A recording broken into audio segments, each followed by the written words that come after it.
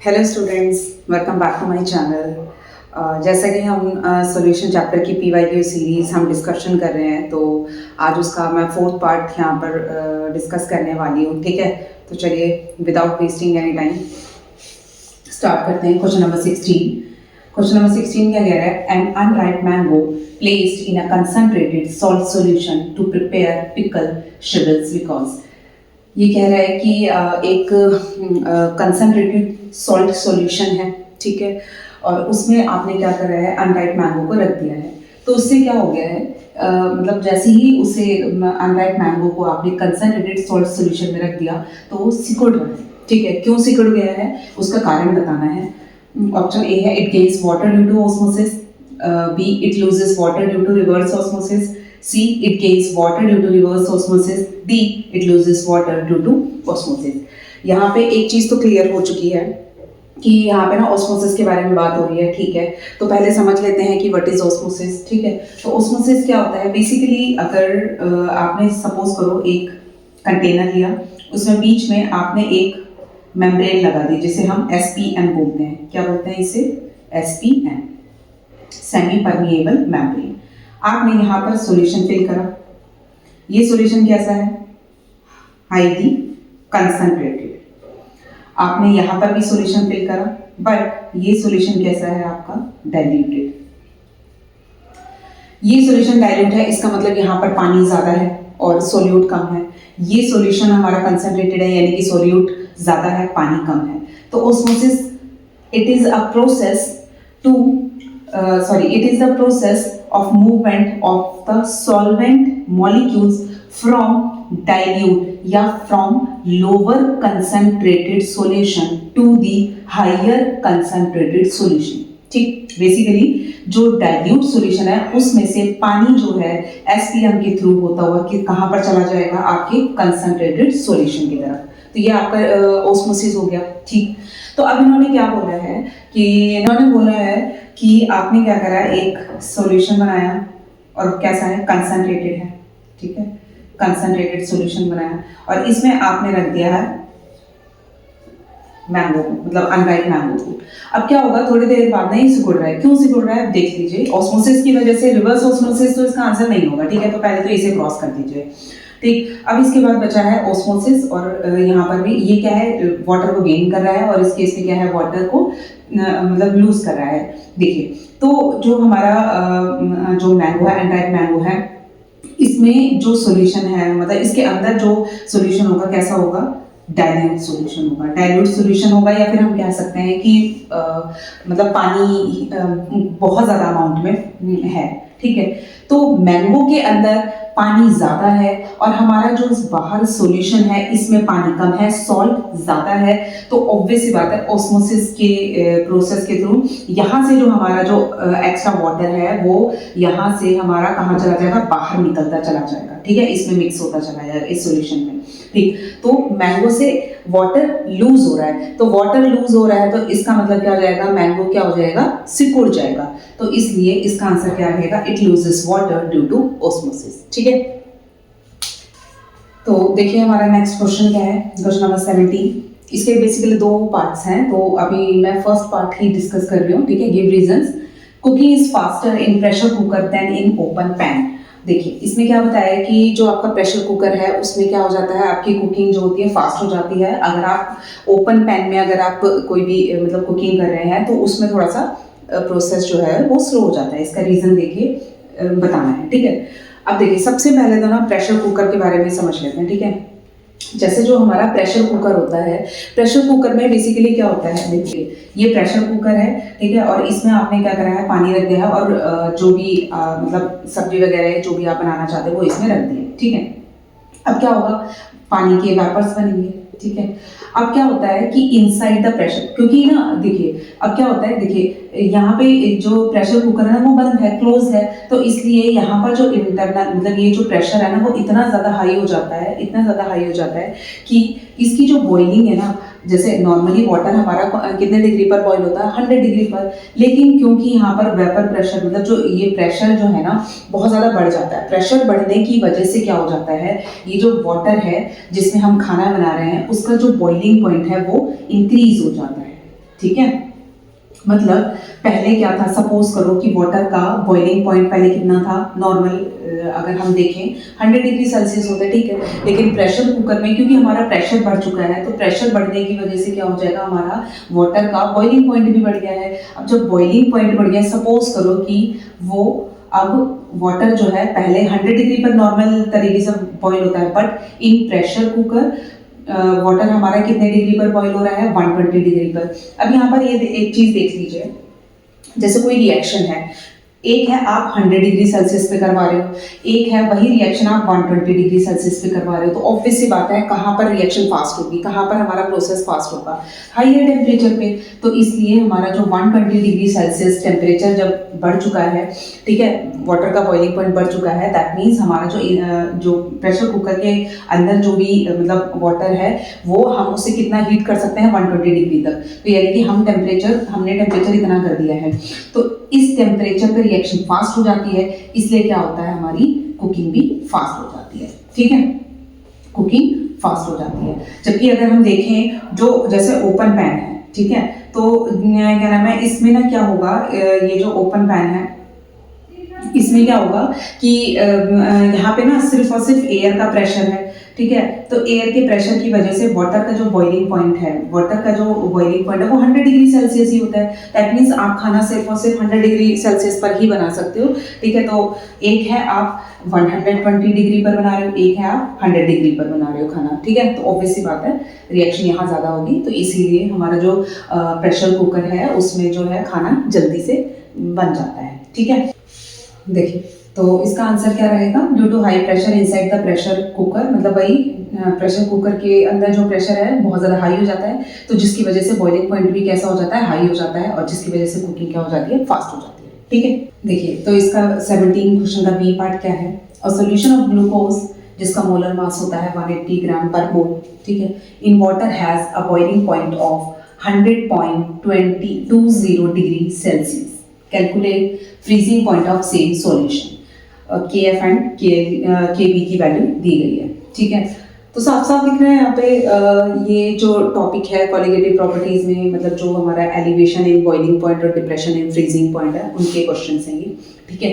देखिए, सबसे पहले तो मैं आपको थोड़ा सा बता देती हूँ। देखो, जैसे अगर आप ना एक तरफ ना प्योर लिक्विड ले रहे हो, जैसे फॉर एग्जांपल वाटर ले रहे हो, ठीक है, तो उसका ना जो बॉइलिंग पॉइंट है वो 100 डिग्री रहेगा। उसमें अगर आप उसे फ्रीज करेंगे तो उसका फ्रीजिंग पॉइंट 0 डिग्री सेल्सियस रहेगा, ठीक है। लेकिन अगर आप उस वाटर में, उस सॉल्वेंट में, ठीक है, आप कुछ ऐड कर देते हो, और स्पेशली कैसा है, क्या चीज़ ऐड करते हो, मतलब एक नॉन वोलेटाइल कंपोनेंट ऐड करते हो, तो देखिए क्या हो जाता है कि सबसे पहले तो वाटर के जो वाटर का जो वेपर प्रेशर है वो चेंज हो जाएगा, उसकी वैल्यू जो प्योर वाटर की थी वो उससे थोड़ी डिफरेंट आएगी। सिमिलरली जो प्योर वाटर का जो बॉइलिंग पॉइंट था और जो आपने सॉल्यूशन बनाया, मतलब किसी सॉल्ट को, नॉन वोलेटाइल सॉल्यूट को आपने डिसॉल्व कर दिया आपने वाटर में, वो जो सॉल्यूशन बना उसका जो बॉइलिंग पॉइंट है वो अलग आएगा, मतलब प्योर वाटर और जो सॉल्यूशन बनाया उसके बॉइलिंग पॉइंट में आपको डिफरेंस दिखेगा। सिमिलरली जो प्योर वाटर है उसका फ्रीजिंग पॉइंट और जो सॉल्यूशन आपने बनाया उसके फ्रीजिंग पॉइंट में आपको डिफरेंस दिखेगा, ठीक है।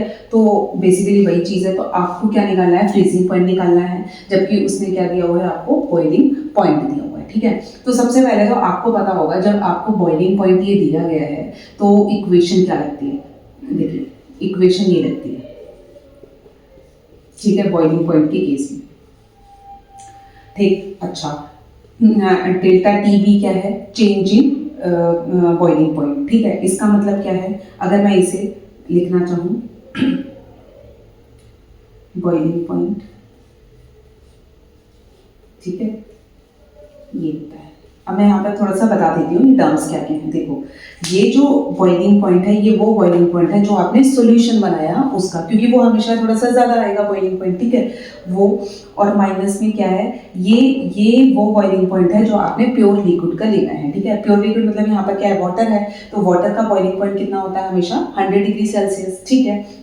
और के बी क्या है, आपको ये दिया गया है, के बी की वैल्यू, ये तो आसान है, ठीक है, ये तो सभी को पता होती है, ठीक। इसके बाद एम जो है यहाँ पर आपका मोलैरिटी है, ठीक है। तो ये सारी चीज़ें यहाँ पर मतलब हमें रख देंगे, ठीक है। तो टी मतलब कितना दिया हुआ है 100.20 और नॉर्मल वाटर का जो मतलब बॉइलिंग पॉइंट होता है वो कितना होता है 100, ठीक है। केवी की वैल्यू दी गई है 0.5.2 और यहाँ से हम क्या करेंगे मोलैरिटी की वैल्यू निकालेंगे, ठीक है। तो जब इसको सॉल्व करेंगे तो कितना आएगा 0.20 एंड 0.512 इंटू में मोलैरिटी। तो मोलैरिटी की वैल्यू कितनी आ जाएगी 0.20 0.512, ठीक है। ये हमारी मोलैरिटी की वैल्यू आ जाएगी, ठीक है जी। अच्छा अब क्या होगा, अब हमें क्या करना है फ्रीजिंग पॉइंट निकालना है। अब हम इसमें फ्रीजिंग पॉइंट वाली जो है इक्वेशन लगाएंगे। अब यहाँ जो होगा ये होगा, ठीक। अब ये क्या है देख लीजिए,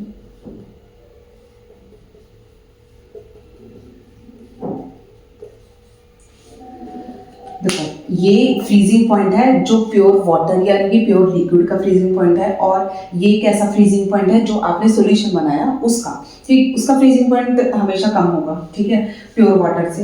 अच्छा अब इसके बाद KF आपको दिया गया है और M इज द मोलैरिटी। तो मोलैरिटी हमारी कितनी आई थी, यहाँ पे सारी वैल्यूज पुट कर दो। फ्रीजिंग पॉइंट ऑफ वाटर कितना होता है 0, ठीक है। हमें क्या निकालना है freezing point of same solution यानी कि आपको TF की वैल्यू निकालनी है, ठीक है। KF की वैल्यू कितनी दी गई है आपको 1.86 और मोलैरिटी की वैल्यू कितनी दी गई है आपको 0. जो अभी हमने मतलब कैलकुलेट करी थी दैट वाज 0.512, ठीक। अब इसको जब सॉल्व कर लेंगे तो TF की वैल्यू आ जाएगी। तो TF की वैल्यू अगर हम निकालेंगे तो -TF, ठीक है। इसको और इसको सॉल्व करेंगे, तो जब हम इसको सॉल्व करेंगे तो देखिए क्या आ जाएगा -TF और इसको जब सॉल्व करेंगे हमारे पास जो वैल्यू आएगी 0.726 डिग्री सेल्सियस। तो माइनस इधर चला जाएगा यानी कि जो फ्रीजिंग पॉइंट है वो आपका -0.726 डिग्री सेल्सियस आया, ठीक है।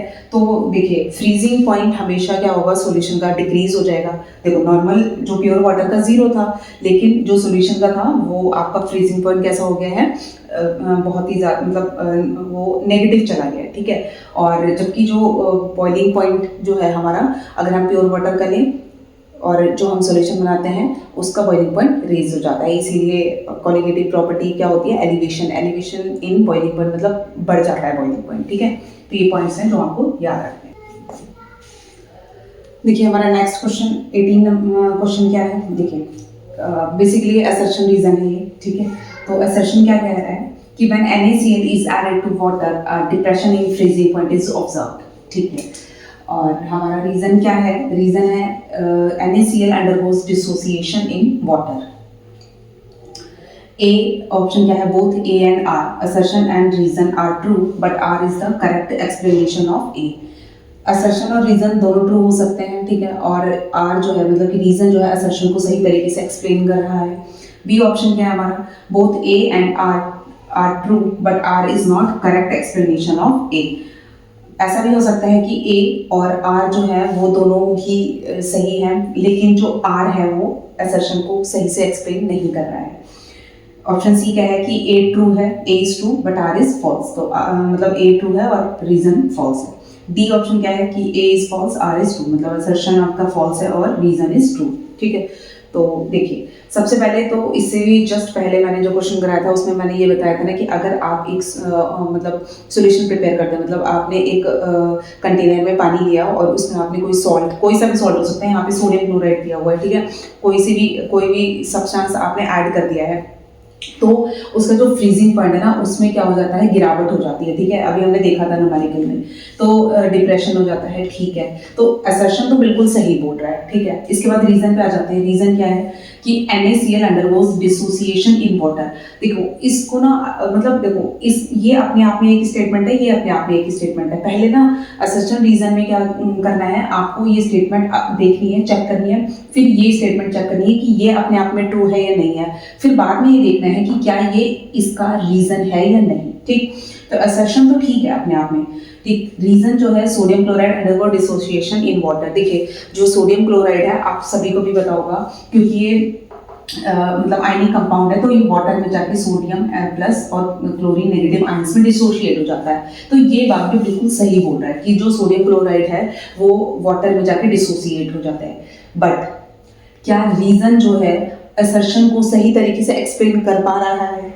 ठीक है, तो बेसिकली देखा जाए तो जो सोडियम क्लोराइड है अगर वाटर में ऐड कर दे जिसकी वजह से फ्रीजिंग पॉइंट में गिरावट आ गई, तो उसका रीजन ये नहीं है। ठीक है, मतलब ये कि ये अपने आप में एक सही स्टेटमेंट है, सोडियम क्लोराइड वाटर में जाके डिसोशिएट हो जाता है, लेकिन ये इसका कारण नहीं है। मतलब डिसोशिएशन होने की वजह से फ्रीजिंग पॉइंट में डिप्रेशन नहीं होता है। जो असर्शन है और जो रीजन है ये अपने आप में दोनों सही है, यानी कि A and R true but R is not the correct explanation। तो इसका आंसर हो जाएगा हमारा B। ठीक है, क्वेश्चन नंबर 19 है, why are equimolar solutions of sodium chloride and glucose not isotonic? ठीक है, क्या बोल रहा है वो कि एक तरफ आपने सोडियम क्लोराइड लिया है, ठीक है, सॉल्यूशन लिया है, एक तरफ आपने ग्लूकोज का सॉल्यूशन लिया है, दोनों सॉल्यूशंस आइसोटोनिक नहीं है जबकि उनकी कंसंट्रेशन हमने बराबर रखी है। इक्विमोलर का मतलब क्या है, यहाँ पर कंसंट्रेशन सोडियम क्लोराइड की और ग्लूकोज सॉल्यूशन की सेम है, लेकिन इसके बावजूद भी वो दोनों के दोनों आइसोटोनिक नहीं है। तो पहले तो यहाँ पे आइसोटोनिक का मीनिंग समझ लेते हैं। आइसोटोनिक का मीनिंग होता है जिनका ऑस्मोटिक प्रेशर सेम हो। मतलब देखिए, सबसे पहले तो जो ऑस्मोटिक प्रेशर है उसकी इक्वेशन क्या होती है, ये लीजिए। ठीक, आप क्या सोचेंगे कि जो ऑस्मोटिक प्रेशर, यहाँ पे देखो क्या आएंगे, ऑस्मोटिक प्रेशर, मैं लिख देती हूँ ऑस्मोटिक प्रेशर। ठीक है, और ये पी भी लिख सकते हैं बट पाई से डिनोट किया जाता है इसे। ठीक है, ये क्या है, कंसंट्रेशन, और ये क्या है आपका गैस कांस्टेंट, और ये है कंसंट्रेशन। ठीक है, और T इज द टेम्परेचर। चलिए अब देखो, यानी कि जो ऑस्मोटिक प्रेशर है किस पे डिपेंड करता है, कंसंट्रेशन पे। गैस कांस्टेंट तो सभी के लिए सेम है, और टेम्परेचर पे। आपने क्या करा है, सोडियम क्लोराइड ग्लूकोज दो सॉल्यूशन लिए, दोनों की कंसंट्रेशन सेम रखी, R तो है ही कांस्टेंट, टेम्परेचर भी सेम रखा है, तो इसके बावजूद जो दोनों सॉल्यूशन है इनका जो है ऑस्मोटिक प्रेशर सेम क्यों नहीं है? एक्चुअल में जो हमारा वेंट ऑफ फैक्टर आया था, ठीक है, उसमें बताया था इक्वेशन ये रहेगी। ये इक्वेशन मिली कि भाई जितनी भी हमारी जो कॉलिगेटिव प्रॉपर्टीज हैं उनमें भाई आई फैक्टर जरूर इंक्लूड होगा। What is I factor? I factor जो होता है बॉन्ड ऑफ फैक्टर। अब देखिए यहाँ पर क्या है, आई का मतलब यहाँ पर है कि कितने नंबर ऑफ पार्टिकल्स या आयंस बने हैं। ठीक है, नंबर ऑफ आयंस। अब देख लीजिए, सोडियम क्लोराइड है, सोडियम क्लोराइड जो है वो कितने आयंस में टूटता है, सोडियम और क्लोराइड, यानी कि दो आयंस, तो आई की वैल्यू यहाँ पर क्या रहेगी, 2 रहेगी। जबकि ग्लूकोज जो होता है वो डिसोशिएट नहीं होता है, वो एज इट इज पड़ा होता है, तो वहां पर आई की वैल्यू क्या रहेगी, 1 रहेगी।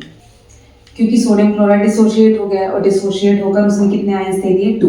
जबकि ग्लूकोज बिल्कुल भी डिसोशिएट नहीं हुआ है, तो आई की वैल्यू क्या रहेगी यहाँ पर, 1। तो इसीलिए जो सोडियम क्लोराइड है उसकी कंसंट्रेशन सेम होने के बावजूद, मतलब ग्लूकोज की और सोडियम क्लोराइड की कंसंट्रेशन सेम होने के बावजूद भी देखिए,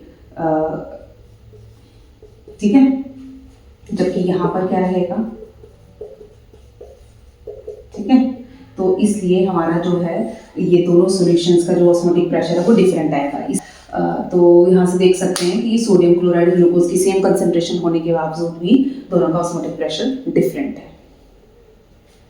क्वेश्चन नंबर 20 क्या है हमारा, how does the size of blood cells change when placed in an aqueous solution containing more than 0.9% sodium chloride.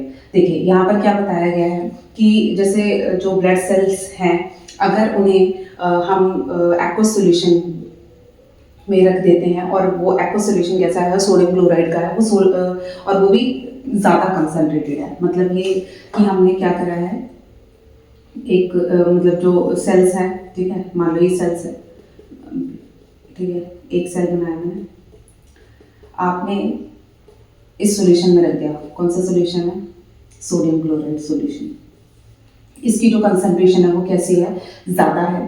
कितनी ज़्यादा है, 0.9% ज़्यादा है। मतलब ये कि जो हमारा सेल है उसके अंदर जो कंसंट्रेशन है सॉल्यूशन की और जो बाहर हमने जो सोडियम क्लोराइड सॉल्यूशन तैयार करा था उसकी जो कंसंट्रेशन है ज़्यादा है, ठीक है।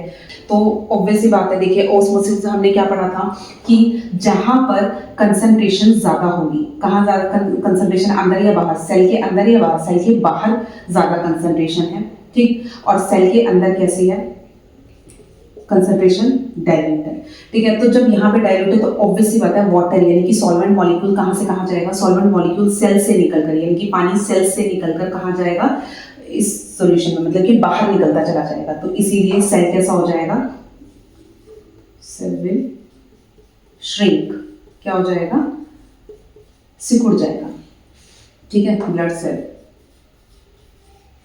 ठीक है। तो कहने का मतलब ये है कि इसमें जो ऑस्मोसिस की वजह से पानी जो है वो बाहर निकल जाएगा, तो बाहर निकलने की वजह से क्या हो जाएगा, ब्लड सेल हमारा श्रिंक हो जाएगा, ठीक है। क्वेश्चन हमारा 21 क्या कहता है, a solution is prepared by dissolving 10 gram of non volatile solute in 200 gram of water. मतलब ये है कि आपने एक सॉल्यूशन प्रिपेयर करा है, किसको बना के प्रिपेयर करा है, एक नॉन वोलेटाइल सोल्यूट को, और वो सोल्यूट कितना लिया है आपने, 10 ग्राम, ठीक है। उसको किसमें डिसॉल्व करा है, 200 ग्राम ऑफ वाटर, ठीक। तो आपने एक सॉल्यूशन प्रिपेयर करा, कैसे, आपने 10 ग्राम नॉन वोलेटाइल सोल्यूट लिया और 200 ग्राम वाटर में मिक्स करके एक सॉल्यूशन प्रिपेयर करा। It has a vapour pressure of 31.84 mm mercury at 308 calorie. Calculate the molar mass of solute. देखो जैसा कि मैंने बताया था कि हमारा जो एक प्योर लिक्विड है और हमारा एक मतलब सॉल्यूशन प्रिपेयर करा हुआ है, तो दोनों के वेपर प्रेशर में डिफरेंस आएगा, ठीक, दोनों की बॉइलिंग पॉइंट में डिफरेंस आएगा, दोनों के फ्रीजिंग पॉइंट में डिफरेंस आएगा, ठीक है। तो क्या नाम है, यही सारी चीज़ें हैं जो हम मतलब क्वालिटेटिव प्रॉपर्टीज़ के अंदर पढ़ते हैं, ठीक है। तो बेसिकली यहाँ पर क्या है, क्योंकि वेपर प्रेशर के बारे में बात हो रही है तो ऑब्वियस सी बात है यहाँ पर ना relative lowering in vapour pressure वाली इक्वेशन यहाँ पर यूज होगी, ठीक है। तो चलिए देखते हैं कैसे सॉल्व होता है। देखिए हमारा relative lowering in vapour pressure expression क्या कहता है, P naught minus P solution upon में P naught is equal to number of moles of solute, ठीक है, अपॉन में number of moles of solute plus number of moles of solvent. Basically क्या है, mole fraction है किसका, solute का, ठीक है। अब यहाँ पे पी नॉट की वैल्यू रख दी है, ठीक है, पी नॉट की वैल्यू रख दी है, पी एस की वैल्यू रख दी है जो कि आपको क्वेश्चन में गिवन है, और पी नॉट की वैल्यू देखिए। यहाँ पर क्या है, हमने ना n number of moles of solute को नेग्लेक्ट करा है in comparison to n solvent. क्यों, क्योंकि सॉल्यूशन क्या है, बहुत ज़्यादा डाइल्यूट होता है। देखिए क्या है, आपकी टेक्स्ट बुक में भी ये दिया गया है कि जब भी आपका क्या होगा, जो आपका सॉल्यूशन है बहुत ज़्यादा डाइल्यूट है, तो वहाँ पर हम जो ये number of moles of solute है नेग्लेक्ट करते हैं in comparison to n solvent, ठीक है। यहाँ नेग्लेक्ट नहीं करेंगे, यहाँ करेंगे, ठीक है। सॉल्वेंट के कंपैरिजन में हमारा नेग्लेक्ट हो रहा है, ठीक है। तो हमने इसको हटा दिया और ये रख दिया, ठीक है। अब हमने इसको सॉल्व करा तो हमारे पास ये वैल्यू आई और एन सोल्यूट, अच्छा n number of moles of solvent यानी कि जो वाटर है उसके नंबर ऑफ मोल्स कैसे निकालेंगे, ऑफ कोर्स देखिए जो गिवन मास है वो डिवाइडेड बाय में मोलर मास ऑफ वाटर, ठीक है, 18। तो इसको जब हमने सॉल्व करा तो डेसिमल हटा के यहाँ पर जो हमारा 1/200 था और ये 200 कैंसिल आउट हो गया और ये 18 ऊपर चला जाएगा, ठीक है। तो 18n और यहाँ पर जो 1 बचा था, तो अब इसकी कैलकुलेशन यहाँ पर है। देखो तो n की वैल्यू कितनी आ जाएगी, 1/18। तो n क्या है, हमारे number of moles of solute, ठीक है। तो अब मोलर मास कैसे निकालेंगे सोल्यूट का, मोलर मास निकालने का फॉर्मूला क्या होता है, जो भी आपका गिवन मास है वो डिवाइडेड बाय में नंबर ऑफ मोल्स, जो कि अभी हमने कैलकुलेट करे थे, ठीक है। तो अब ये 18 ऊपर चला जाएगा और 10 से मल्टीप्लाई होकर इसका आंसर कितना आ जाएगा, 180 ग्राम। तो मोलर मास ऑफ सोल्यूट कितना निकल कर आया हमारा, 180 ग्राम। नेक्स्ट क्वेश्चन नंबर क्या है, क्वेश्चन 22 क्या है, देखिए elevation of boiling point of 1 molarity KCl solution is nearly double that of 1 molarity sugar solution. देखिए दो सॉल्यूशंस हैं, एक तरफ है आपका पोटेशियम क्लोराइड और एक तरफ है आपका शुगर सॉल्यूशन, ठीक है। दोनों की कंसंट्रेशन सेम है, लेकिन इसके बावजूद भी उनका जो बॉइलिंग पॉइंट जो एलिवेशन हुआ है वो मतलब उसमें डिफरेंस है, ठीक है। देखिए सबसे पहले तो मैं आपको बता देती हूँ, ये हमारी एलिवेशन इन बॉइलिंग पॉइंट की एक्सप्रेशन है, ठीक है। ये क्या है, केबी, केबी जो है यहाँ पर भी देखिए केवी क्या है, हम बेसिकली ये सॉल्वेंट के लिए यूज़ करा जाता है, ठीक है। तो KCl सॉल्यूशन भी हमने वाटर में डिसॉल्व करा है और शुगर सॉल्यूशन भी हमने वाटर में डिसॉल्व करा है। तो दोनों को जब हमने वाटर में डिसॉल्व करा है तो केवी जो है दोनों सॉल्यूशन के लिए क्या रहेगा, सेम रहेगा, ठीक है। अच्छा, और मोलैलिटी मींस कंसंट्रेशन, तो कंसंट्रेशन KCl की भी वही है और शुगर सॉल्यूशन की भी वही है, ठीक है। तो हम ये मान के चलते हैं, हालांकि मोलैलिटी में डिफरेंस होता है, बट यहाँ से ये इन्फरेंस निकलती है कि इन दोनों सॉल्यूशंस की कंसंट्रेशन भी क्या है, हमारी सेम है। तो इसका मतलब हमारा आंसर, ये जो आंसर है मतलब चेंज इन बॉइलिंग पॉइंट, ये भी तो सेम आना चाहिए, बट ऐसा नहीं होता।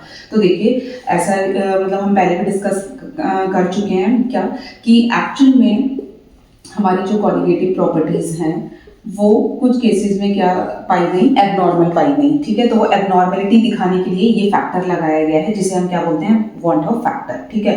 अब ये वैल्यू डिसाइड करेगा कि किसका एलिवेशन बॉइलिंग पॉइंट ज्यादा है, किसका कम, ठीक है, क्योंकि कंसंट्रेशन सेम है, केवी की वैल्यू सेम है।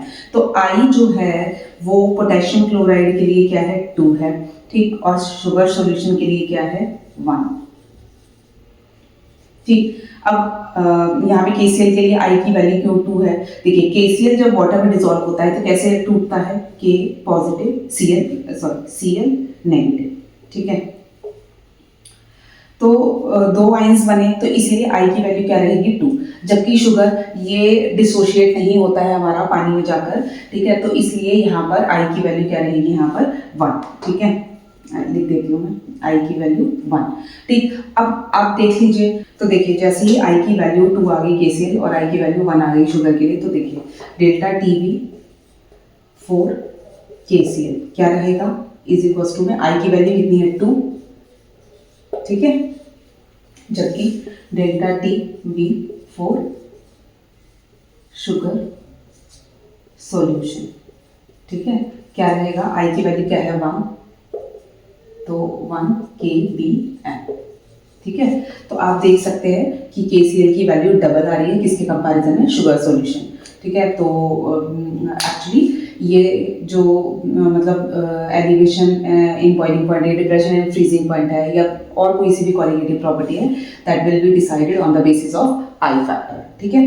तो जिसका आई फैक्टर ज्यादा होगा उसकी वैल्यू ज्यादा आ जाएगी, जिसका आई फैक्टर कम होगा उसकी वैल्यू कम आ जाएगी, ठीक है। क्वेश्चन नंबर 23 क्या है, vapour pressure of water at 293 kelvin is 17.536। Water का वेपर प्रेशर कितना दिया हुआ है, 17.536, सिर्फ प्योर वाटर का, ठीक है। Calculate the vapour pressure of aqua solution 120 gram of glucose is dissolved in 500 gram of water. तो यहाँ पर क्या है, अब एक हमने ग्लूकोज का सॉल्यूशन बना लिया है, ठीक है। तो जब हमने ग्लूकोज का सॉल्यूशन बनाया तो ऑब्वियस सी बात है उसका जो वेपर प्रेशर है वो कम आएगा, ठीक। तो अब वो जब वेपर प्रेशर कम आएगा वो कितना आएगा, ठीक है, वो हमें कैलकुलेट करना है। तो यहाँ पे जो हमें सॉल्व करना है क्वेश्चन को, तो वो ऑब्वियस सी बात है हमें ये एक्सप्रेशन यूज करनी है, ठीक है, सोल्यूट एंड सॉल्वेंट। अब देखिए डायरेक्टली मैं यहाँ पर इक्वेशन पुट कर दे रही हूँ। यहाँ पे देखिए P naught minus P S upon में P naught is equal to number of moles of solute upon में number of moles of solvent. मैं यहाँ पे टोटल नंबर ऑफ मोल्स इसलिए नहीं लिख रही हूँ क्योंकि एक्चुअली क्या है, हमारा सोल्यूशन क्या है, हमारा बहुत ज़्यादा डाइल्यूट है, और वैसे भी आपकी जो टेक्स्ट बुक है उसमें सोल्यूशन जो है वो डाइल्यूट ही दिए जाते हैं। तो इसलिए यहाँ पे number of moles of solute भी आता है प्लस में, लेकिन वो नेग्लेक्ट किए जाते हैं in comparison to n solvent, तो इसलिए मैंने वो हटा दिया, ठीक है। तो डायरेक्टली हम यहाँ पे इसको सॉल्व करेंगे, ठीक है। देखो P नॉट की वैल्यू आपको गिवन है, आपको PS की वैल्यू कैलकुलेट करनी है, ठीक है। और P नॉट जो है आपका ये दिया हुआ है, और इसके अलावा आपको number of moles of solute निकालने पड़ेंगे, यानी कि ग्लूकोज के नंबर ऑफ मोल्स निकालने पड़ेंगे, और सॉल्वेंट के भी आपको मतलब कि वाटर के भी आपको नंबर ऑफ मोल्स निकालने पड़ेंगे, ठीक है। तो देखते हैं इसे कैसे करते हैं।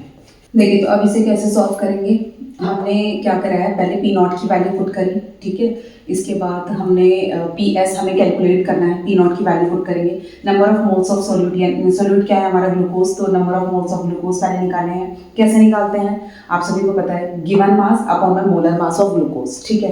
तो 20 अपॉन में 180 को सॉल्व करेंगे तो 0.11 मोल्स आ जाएंगे। इसके बाद number of moles of water अगर हमें निकालने हैं तो क्या, गिवन मास अपॉन में वाटर का मोलर मास, ठीक है। तो 500 डिवाइडेड बाय 18 कितना आ जाएगा, 27.7, यहाँ पे हमने 0.11 वैल्यू रखी और एन सॉल्वेंट की यहाँ पर क्या रखी है वैल्यू 27.7, ठीक है। अब हमने इसको जब सॉल्व करा तो हमारा आंसर आया ये, ठीक है। अब इसके बाद क्या होगा, ये वाली टर्म जो डिवाइड में है वो वहाँ पे जाके क्या हो जाएगी, मल्टीप्लाई, ठीक। अब हमने क्या करना है, यहाँ पे पीएस की वैल्यू कैसे निकलेगी, ये देखिए यहाँ पर ये क्या हो रहा है, प्लस हो रहा है, तो ऑब्वियस सी बात है ये पूरी की पूरी टर्म, पहले इसको मल्टीप्लाई कर दिया, ये पूरी की पूरी टर्म यहाँ आकर क्या हो जाएगी, माइनस हो जाएगी, ये माइनस पीएस तो है। इसको जब सॉल्व करेंगे तो 17.467 और माइनस से माइनस कैंसिल, तो हमारा जो वेपर प्रेशर ऑफ सॉल्यूशन है वो इतना निकल कर आया है, ठीक है। देखिए हमारा नेक्स्ट क्वेश्चन 24 क्या है, the boiling point of a 0.2 molarity solution of a non electrolyte in water is. आपको क्या निकालना है, बॉइलिंग पॉइंट निकालना है, ठीक है। उसकी कंसंट्रेशन कितनी दी गई है, 0.2 मोलैरिटी और केबी की वैल्यू दी गई है।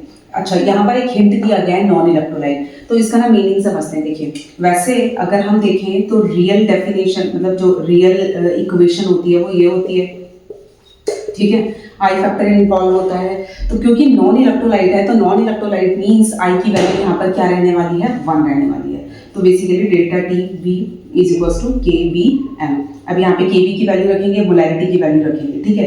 तो देखते हैं इसे कैसे सॉल्व करना है। देखिए तो अब इसे कैसे सॉल्व करना है, delta T V is equal to K B की वैल्यू, ठीक है, और इनटू में मोलैरिटी की वैल्यू। जब इसको सॉल्व करेंगे तो हमारा आंसर ये आएगा। और ये चेंज इन टीवी का मतलब क्या है, देखिए जो हमारा बॉइलिंग पॉइंट है उसमें डिफरेंस को बताता है, ठीक है। बॉइलिंग पॉइंट में डिफरेंस मतलब ये जो टीवी है ये सॉल्यूशन का है, ठीक, माइनस में ये जो आपका बॉइलिंग पॉइंट जो है ये आपका प्योर लिक्विड यानी कि प्योर वाटर का है जो कि 100 डिग्री सेल्सियस होता है, ठीक है। तो टीवी की वैल्यू हमें कैलकुलेट करनी है, टीवी नॉट की वैल्यू हमने रख दी 100 डिग्री सेल्सियस और ये वैल्यू यहाँ पे रख दी। अब ये माइनस है, इधर आके प्लस हो जाएगा, इसको सॉल्व करेंगे तो हमारा आंसर आ जाएगा दिस, ठीक है। तो टीवी की वैल्यू कितनी आ गई हमारी 100.104, ठीक है। तो हमारा सी आंसर सही हो जाएगा, ठीक है।